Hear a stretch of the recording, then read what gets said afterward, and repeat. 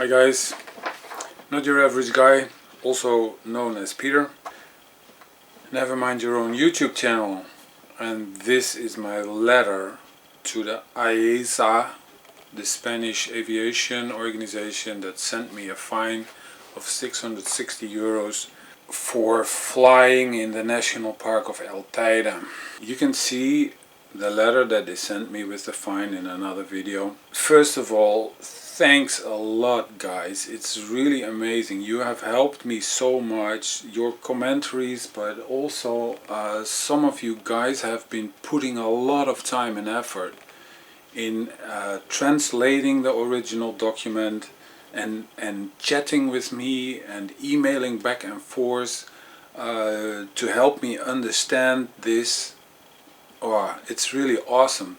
A lot of people suggested a lot of different options, and I have considered all, and this is the letter that I am gonna write them. I will just read it out loud. There's a link in the description where you can download it and read it yourself. This is in English and I still have to translate it to Spanish. I think I will just use Google Translate, and then maybe a couple of you guys can come up with some suggestions about how to translate this a little bit better.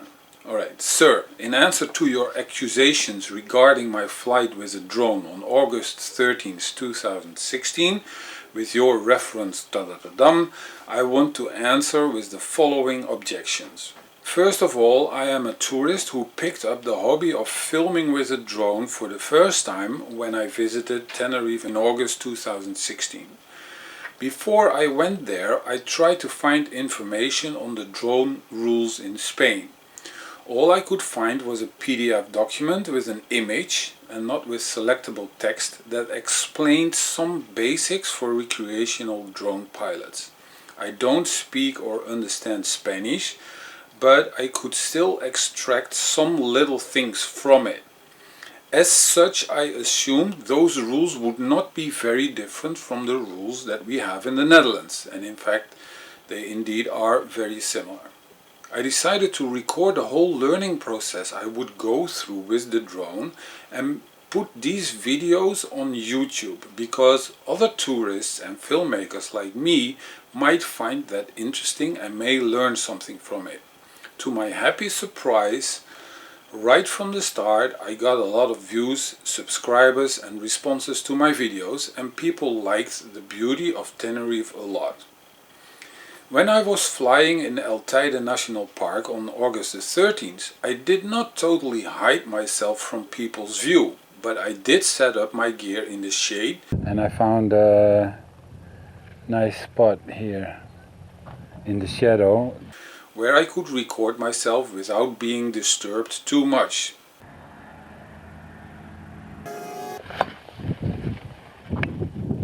There were some people here, but they're gone. When the park ranger was looking for me, he could easily spot me from the pathway. Hola, buenas tardes. I was surprised to learn from him that it was forbidden to fly there. If I would have known this, and I deliberately wanted to break the rules, wouldn't I have chosen a remote spot where I could be really hard to find?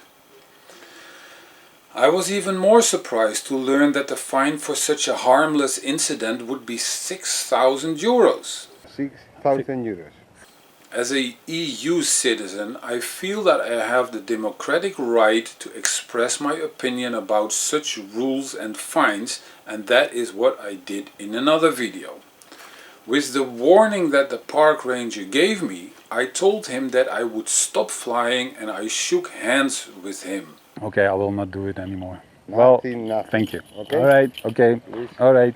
And so I did. Originally I wanted to come back the next day and go to the top of Teide and fly from there. But I cancelled those plans and I haven't been visiting Teide anymore, nor have I been flying there anymore after the warning. Now, 7 months later, I receive your fine. I am happy that it is not the 6,000 euros that the park ranger told me about. Nevertheless, I think the 660 euros is not just either. You wrote that I have 15 days to respond after I received the letter. I could pretend as if I never received it or send it back with the message that this person does not live here, etc. But I will not be that dull. I want to defend my case. First of all, I think it is not very nice to send me 5 pages of legal accusations in Spanish, a language that I don't understand, and only give me 15 days to respond in Spanish as well. You are probably legally justified to do so, but how would any normal person have to defend himself against that? Fortunately, I have a really wonderful group of subscribers on YouTube. That's you. And after telling them about this letter in a video, many of them spontaneously assisted me in translating and understanding the document. As such, my impression is that the height of the sanction is determined by 2 or 3 factors. And these are, first, the accusation that I deliberately had been continue flying there after I was warned and sent away. Second, I had endangered other people during my flight. Third, I have been putting the Teide ecosystem at risk. So this is my defense. Regarding 1, deliberately continue flying, this is absolutely not true. As explained in the introduction, I stopped flying and never came back after the park ranger had sent me away. Second, endangering people. Unfortunately, it's not specified how I have been recklessly flying and putting risk to people. I hope that you don't consider flying a drone per definition as being dangerous to people, since worldwide nobody has ever died from a civil drone accident, whereas people die regularly from car, motorcycle and plane accidents. So if you accuse me of putting a risk to other people, I can only guess that you may probably be referring to the moment where I was overflying some people at a hiking path. Don't bother these people too much. Please pay attention to what I am saying there. You can hear me say this: don't bother these people too much.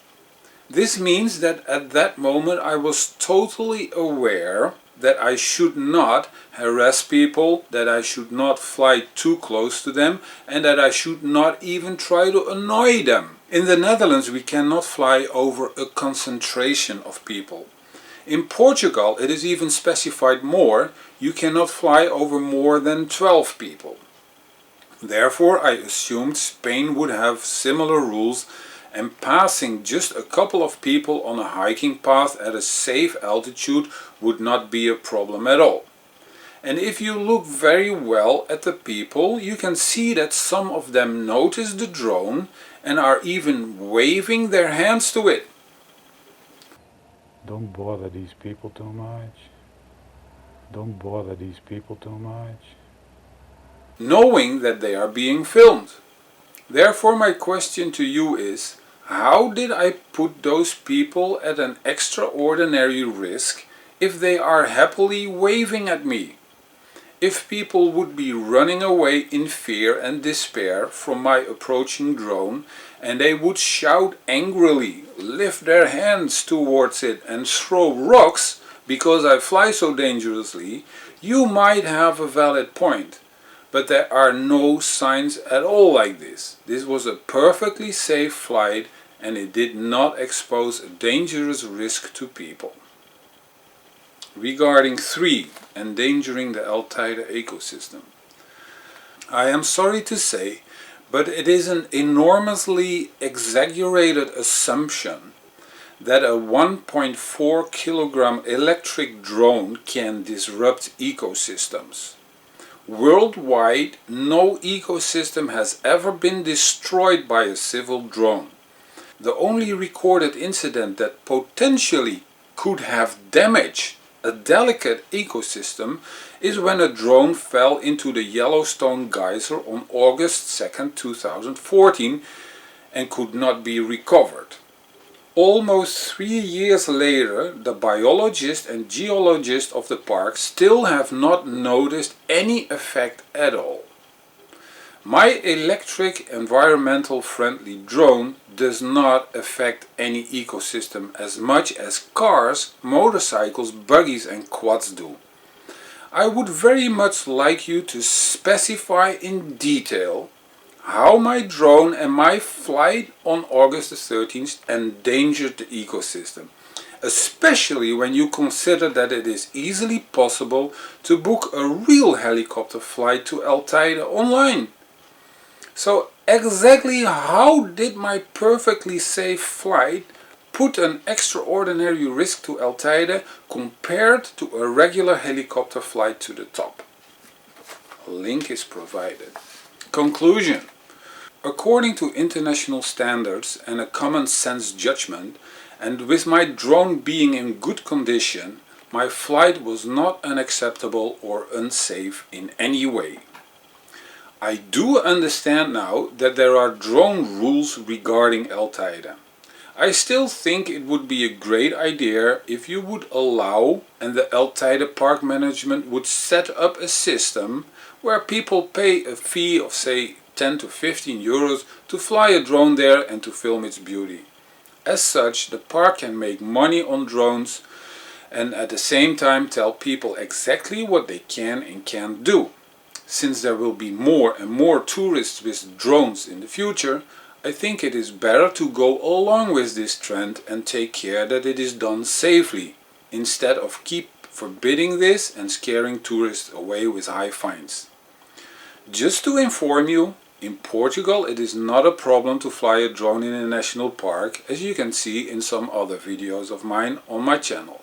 Nevertheless, I want to respect your rules and thus admit that I have broken one in my ignorance. But since the factors that made you determine the height of the sanction are not valid in my opinion, I think the lowest possible amount for an offense like this would suffice, which is 60 euros. Compared to a much more dangerous offense, such as speeding with cars and motorcycles, 60 euros seems more than fair and enough. If you disagree with my arguments, I would be happy to defend them in court. I do want to point that if that happens, according to Directive 2010/64/EU of the European Parliament, I have the right to interpretation and translation. I would want you to send me all documents related to my case, translated into correct and proper English, and a qualified interpreter should assist me during the hearings. Also, I will still preserve the right to appeal to the European Council at any time to ensure that I will have a fair treatment as a European citizen. Epilogue. As you understand, it is my hobby to publish all my drone-related adventures on my YouTube channel, where at the moment more than 16,000 subscribers follow my videos that are being viewed between 5 and 500,000 times each. This fine and the outcome of it is also published on YouTube, because this could happen to any tourist with a drone. As the situation is right now, the whole issue with this minor Teide incident gives a bad taste for everybody involved. Please do understand that as a tourist or as a person, I do not want to make enemies in this world. On the contrary, I want to make friends worldwide, also in Tenerife and in Spain. So maybe we can turn something bad into something good. What if I would officially apply for a one-time permit to fly my drone from the top of Teide, film the flight and publish it on YouTube? There have been more legal drone flights on Teide before, and they are on YouTube as well. Maybe you could hand over my case to the Spanish Bureau of Tourism and we make a joint effort that I will come back to Teide. We can invite the local newspapers and the television station, and we will make a reconciliation and celebration of it that may very likely even draw a lot more public attention. In our videos and publications, we can invite tourists to come and take their drones to the Canary Islands as long as they stick to the rules and fly safe, which we will also clearly communicate. With clearly communicated rules, there should be less perpetrators. With the highest regards, Peter, not your average guy. Alright, that's it guys. Leave your comments in the section below. I have not sent this yet, so tell me what you think of it. I might change it here and there a little bit, and if you have any suggestions for the translation, please do so, and I will send it tomorrow, I guess, and then we will wait and see what happens. Thanks for watching, thanks for your support, see you on the next video.